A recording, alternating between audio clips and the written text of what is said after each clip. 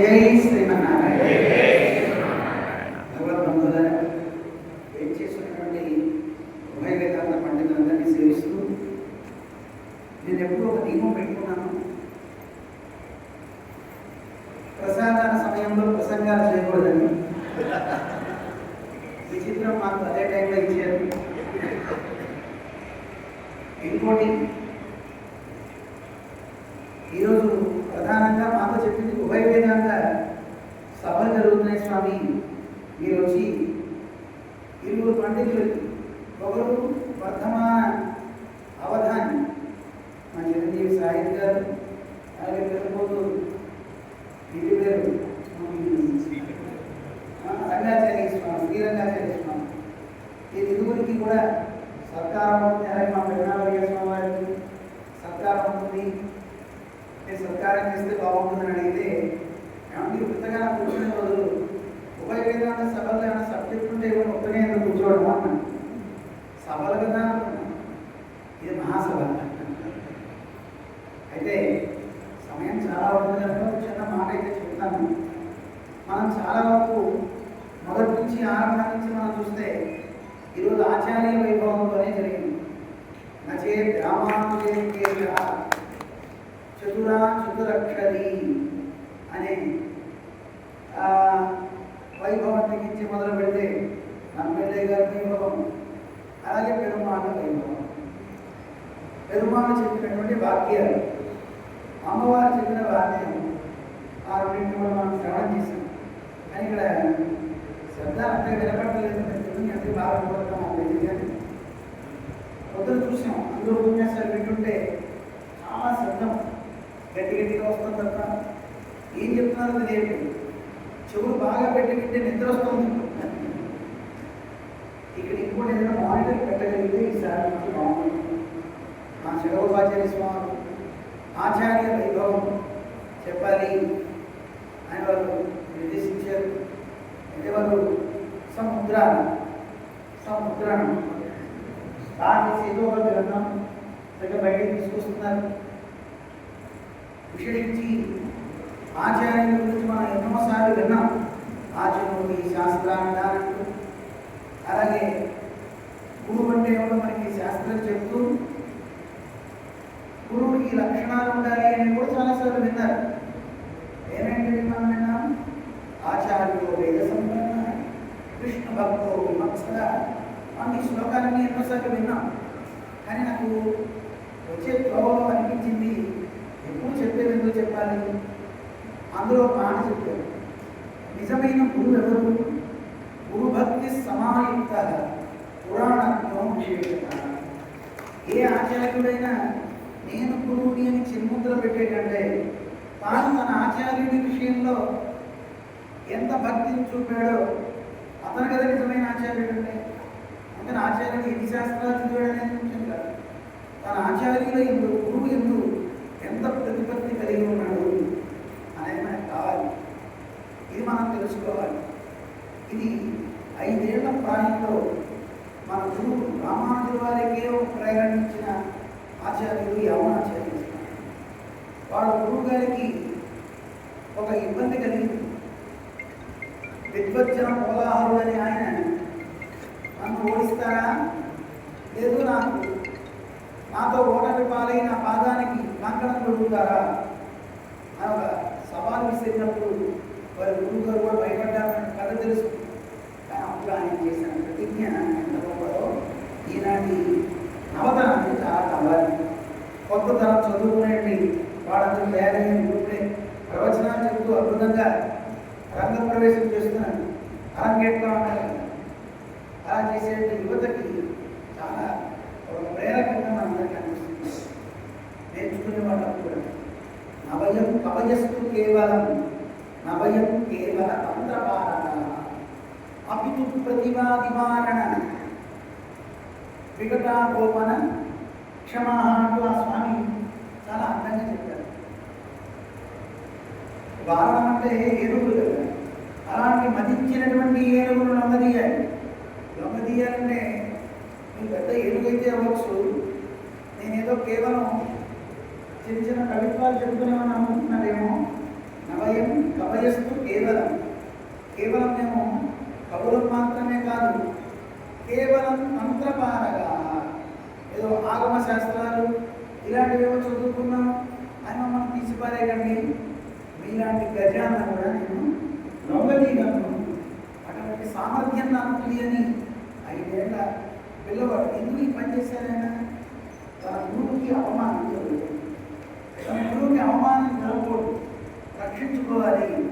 ఎంత ధైర్యం అంటే ఇది కదా మన గురువుల లక్షణం. గురువుని ఎవరైనా ఒక మాట అంటున్నారు అంటే, మన గురువును మన సంప్రదాయాన్ని అంటుంటే నాకెందుకు లేదు కూర్చుంటే వాడు ఎప్పుడైనా ఏ ఆశ్చర్యుడు అవగలుగుతారు? ఇది తప్పు అని చెప్పగలిగే సామర్థ్యం మనకు కావాలి. ఆ పాండిత్యాన్ని కూడా మనం పొందగలగాలి. అందుకే ఇంకో మాట కూడా చెప్పారు, ఆశైలా రుద్రిగన్య చరణ విషయన్య ధన్యోపకంఠాలు ఆరక్షోనీత సీత ముఖ కమల సముల్లాస హేతోస్త సేతు. ఎంత పదం వాడండి. మామూలుగా చెప్తుంటాం మనం, హిమాలయాల నుంచి ఎక్కడ దాకా సేతు దాకా. ఆ సేతు సింహాచలం అంటూ ఉంటారు, లేదు ఆ సేతు సీత నగం అని చెప్తుంటారు. అందువల్ల ఇలా చెప్తూ ఉంటారు మన వాళ్ళు. కానీ ఆయన ఎంత బాగా చెప్తారు, ఆశైల రుద్రిగన్య అని చెప్పారు. అక్కడి నుంచి ఎక్కడ హిమాలయాల్లో అద్రిగన్య అంటే పర్వతరాజ పుత్రిక, ఆవిడ యొక్క చరణాలు అనేవి చాలా కోమలమైనవి. అలాంటి కోమలమైనటువంటి చరణాలతో ధన్యమైనగా అవ్వవు. ఎక్కడ తిరుగుతారు? ఇక్కడ చెప్పింది ఏదో పర్వతాన్ని చెప్పారనుకోండి, ఉత్తరం నుంచి దక్షిణం వరకు చెప్పారు. సేతు ఉన్నది ఎక్కడండి? దక్షిణ ప్రాంతంలో సముద్రం మీద రామచంద్రుడు నిర్మాణం చేశాడు. ఆరక్షోనీత సీత ముఖ కమల సముల్లాస హేతోస్త సేతు. ఎంత అందమైన భాష, ఎంత అందంగా చెప్పారు. రావణాసుడు చేత తీసుకుపోబడ్డ సీతమ్మ యొక్క ముఖ కమలం ఆనందంతో ఉంటుంది. ఎప్పుడు ఆనందంతో ఉంటుంది? సీతమ్మ రావణాసుడితో వెళ్తే అంత ఏడ్చింది, దుఃఖించిందే తప్ప ఆనందంతో ఎక్కడుంది? త్రిజటాములైన వాడు చెప్పారమ్మా, అదిగో రాముడు వచ్చేస్తున్నాడు, సేతువు వేశాడు అని ఆవిడ ఆనందం కలిగింది. అందువల్ల సేతువు మాట విన్నాక సీతమ్మ ఎలా ఆనందం కలిగిందో ఆ సేతువు దక్షిణ ప్రాంతం. అందులో ఉత్తరం నుంచి దక్షిణం వరకు అని చెప్పేశారు. అంతేనా? ఇంకేం చెప్పారు? చరణ విసలన్యాస ధన్యోపకంఠాత్ అని వివరిస్తూ ఆచ ప్రాచ్య ప్రతీచ్య. ఎంత అందమైన పదం. మరి ఉత్తరం దక్షిణం చెప్తున్న తూర్పు పశ్చిమాలు కూడా చెప్పాలి. అందుకని వేసేసుకోవాలి. ఆచ ప్రాచ్య ప్రతీచ్య, తూర్పు మొదలుకొని పశ్చిమం వరకు. అక్కడే ఉన్నాయండి 2 పర్వతాలు ఉన్నాయి. ఉదయాద్రి అస్తమాద్రి. ఈ రెండింటిలోనూ సూర్యుడు ఉదయిస్తుంటే చంద్రుడు అస్తమిస్తాడు, చంద్రుడు ఒక పక్క నుంచి ఉదయిస్తుంటే సూర్యుడు అస్తమాద్రుడు ఆయన ఈరోజు. అలాంటి ఆ పర్వతాలు ఏవైతే ఉన్నాయో చంద్ర సూర్యావతంసౌ మీమాంసా శాస్త్ర యుగ్మ. ఎంత అందమైన అంటే మీమాంసా శాస్త్రం ఉంది, యుగ్మం అన్నారు. 2 ఉన్నాయి శాస్త్రాలు. ఒకటి పూర్వమీమాంస, 2 ఉత్తర మీమాంస. అంటే వేదానికి పూర్వభాగం యొక్క వివరణ, ఉత్తర భాగ వివరణ. అటు జైని మానవుడు పూర్వభాగానికి రాశారు పూర్వమీమాంస. వ్యాసుల వారు మామూలు ఏమైనా చెప్పుకోగానే బ్రహ్మ గురించి నేనే చెప్తాను, ఆయన అనుగ్రహించారు ఉత్తర మీమాంస.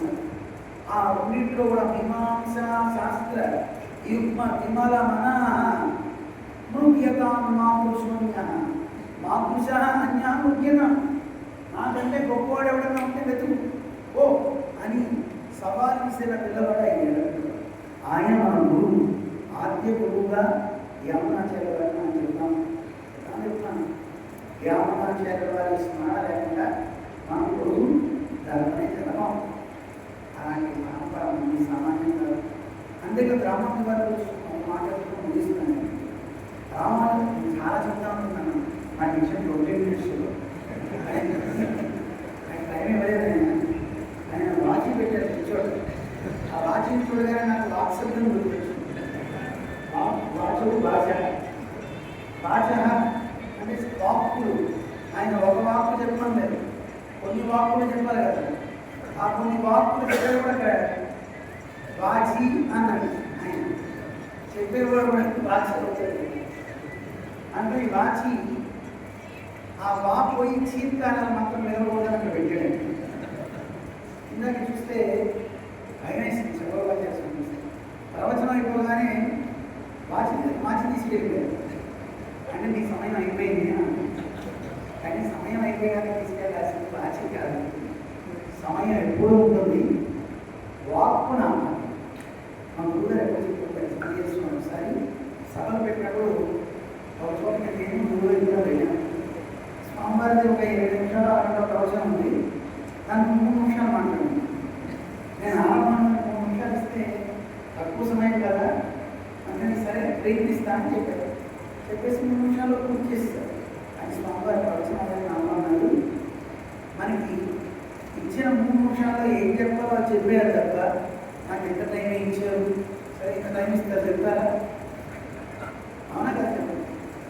వాళ్ళకు ఉండే సమయం ఏదో అందులోనే చెప్పాల్సిన సమగ్రంగా అందించాలి తప్ప వేరు కాదు. స్వామి చక్కగా ఎన్నో చెప్పారు ఇలాంటి మాటలు. గురువు దగ్గర కూర్చుంటేనే విద్య కానీ వాళ్ళతో ప్రయాణిస్తుంటే అడుగడుగున ఏదో విద్య వస్తూనే ఉంటుంది. ప్రతిదీ ఒక పాఠమే, అనుభవం ఒక అద్భుతమైన పాఠాన్ని నేర్పుతుంది. అలాగే మన సముద్రాల చంద్రబాబు స్వామి వారు చక్కని కార్యం ఆయన ఇష్టపడతారు. ఎందుకంటే యువతరాన్ని కూడా తీసుకురావాలి. అందుకే ఎక్కడెక్కడ యువత ఉందో వాళ్ళందరికీ సన్మానాన్ని సత్కారాన్ని, ఎందుకు సత్కారాలు ఇవ్వండి, ఈ రకంగా వాళ్ళందరూ ఇంట్లో రావాలి. వస్తే కాస్త విషయాలు నేర్చుకోవాలి. తర్వాత తరం తయారవ్వాలి. నెక్స్ట్ తరం తయారు చేసుకునే ఆలోచన ఎవరికి లేనే లేదు.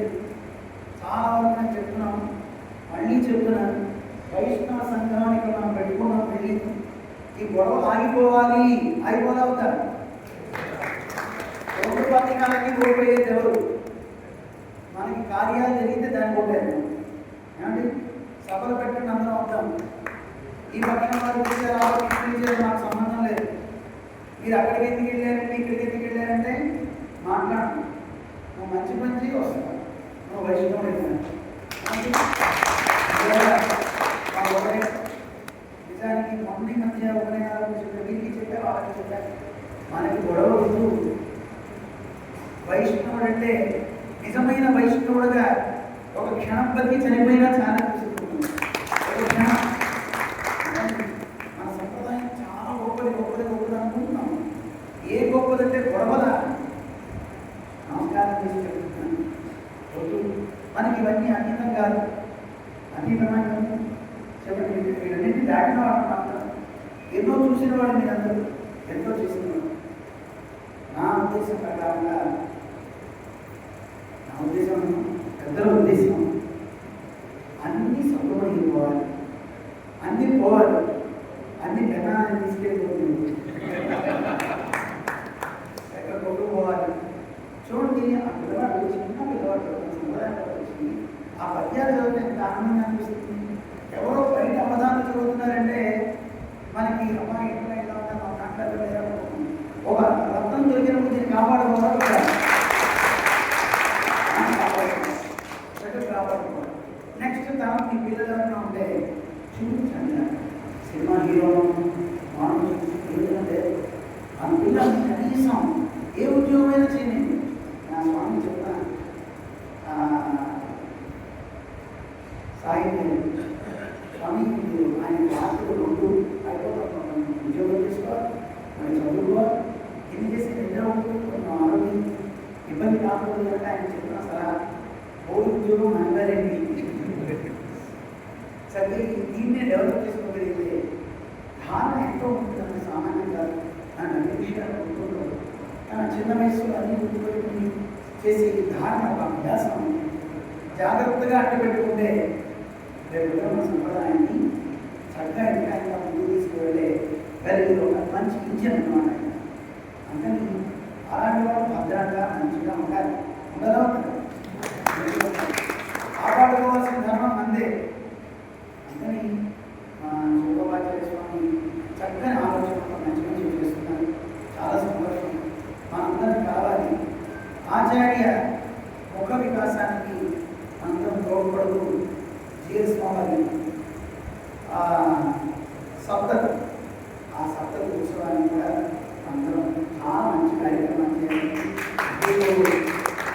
సమయం తప్పకుండా చేత నేను ఎక్కువ చెప్పడం లేదు, ఆల్రెడీ అందరికీ తెలుసు. ఆ కార్యక్రమాన్ని మనం దృష్టి పెట్టి చాలా ముందుకు వెళ్ళాం. గురువర్తయంలో పొద్దు నుంచి విన్నాం. రామానుజులతో ఆరంభమైంది కనుక రామానుజులతో ముగించేస్తాం. మాట సొల్లార్ అభిజలు మూడు సూదిగడు నాన్ ఎన్నో అంటూ విరామాలో రామానుజులు చాలా అందంగా చెప్పారు. సొల్లార్ అభిజలు మూడు రామానుజులు తమిళ భాష మీద ఎంత పట్టుందంటే నా ఋగ్వేద వినీతస్య నా యజుర్వేద ధారిణ నా సామవేద విషయాన్ని హనుమంతుని ఎలా చెప్తామో ఈ సంస్కృత వ్యాకరణంతో పాటు తమిళంలో ఉన్నాయి కండి. సరే అవన్నీ తెలుసుకుంటే ఆ గ్రామంలో ఆ వ్యాకరణంలో మంచి పట్టుమ కలిగినటువంటి మహానుభావుడు స్వామి. కేవలం ద్రావిడమేనా కాదు, రామానుజుల వారు వాటి దివ్య ప్రబంధాన్ని వేదాన్ని రెండింటిని ముడిపెట్టి చెప్పగలుగుతారు. ఏదో ఘటయుతు మనం యుక్తి వీరసవు అంటారు. మంచి యుక్తి చేత వాటి దివ్య ప్రబంధానికి ఇటు వేదాంతానికి చక్కని సమన్వయం చేసి చూడండి, వేదంలో ఉన్నదే ప్రబంధాలు ఉంది అని చక్కగా చూపించగలిగే ప్రతిభాపాఠవారు మహానుభావులు మన రామానుజులు.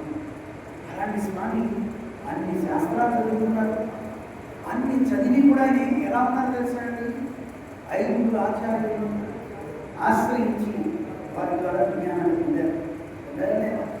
ఈరోజుగా 6 నెలలాగిరా మళ్ళీ 3 నెలలాగిరా అలాగే అన్నాడు. కానీ చిరునవ్వు ఒక్క చోట కూడా చెరగా గురువు మీద ఒక్క చెడు మాట కూడా ఆయన మాట్లాడారు. ఇది నిజమైనటువంటి గురువు ఉండే లక్షణం, నిజమైన శిక్షుడు ఉండాల్సిన. అందుకే ఆన్లైన్లో ఎక్కడో వీడియోలో రికార్డు మీద చూసేసి అవి చదువుకుంటారు. గురువు దగ్గర కూర్చుంటున్నారు, గురువు పాదాల దగ్గర కూర్చుంటున్నారు. యూట్యూబ్లో ఎక్కడ ఏ ప్రవచనం ఉన్నా మంచి గ్రహించడం తప్పు కాదు. గ్రహించిన తర్వాత ఇవన్నీ నేనే కనిపెట్టానని ఒక పంతా కూడా వచ్చేస్తుంది. అది రాకూడదు. గురువు పాదాల దగ్గర కూర్చోవాలి, వినాలి, నేర్చుకోవాలి. ఇవన్నీ నేర్చుకోవాలి. 5 గురువులు ఆశ్రయించారు, నేర్చుకున్నాను. అందుకే నిజమైన గురువు నిజమైన శిష్యుడు కూడా. నిజమైన శిష్యుడైతేనే నిజమైన గురువు అవుతాడు. మనం భగవంతుడు చెప్పుకుంటాను, ఆని శిష్యులమాని ఆని ఆచార్యులమాని తిరుమంత్రై వెడియుత్తరు వినాలన్నారు. నారాయణ మంత్రాన్ని తానే గురువై తానే శిష్యుడైన 2 రూపాయలు తీసుకున్నాడు అక్కడ పరమాత్మ, నలుగుగా నారాయణుడు. కానీ రామానుజుడు 2 రూపాయలు తీసుకురా, 1 రూపంతోనే తానే శిష్యుడయ్యాడు, తానే గురువు అయ్యాడు. గురువు ఎలా ఉండాలో శిష్యుడు ఎలా ఉండాలో. అలాంటి గురువు రామానుజుడు. మళ్ళీ సరిగ్గా 1000 ఏళ్ల తర్వాత తానే గురువు తానే శిష్యుడని చూపించింది మళ్ళీ ఆచార్య స్వామి.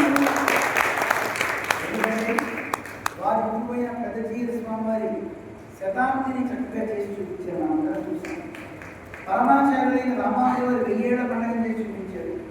మరి మనందరం కూడా నిజమైన శిష్యులు అవుతామా అంటే మనం కూడా సప్తతిని బాగా జై శ్రీమన్నారాయణ.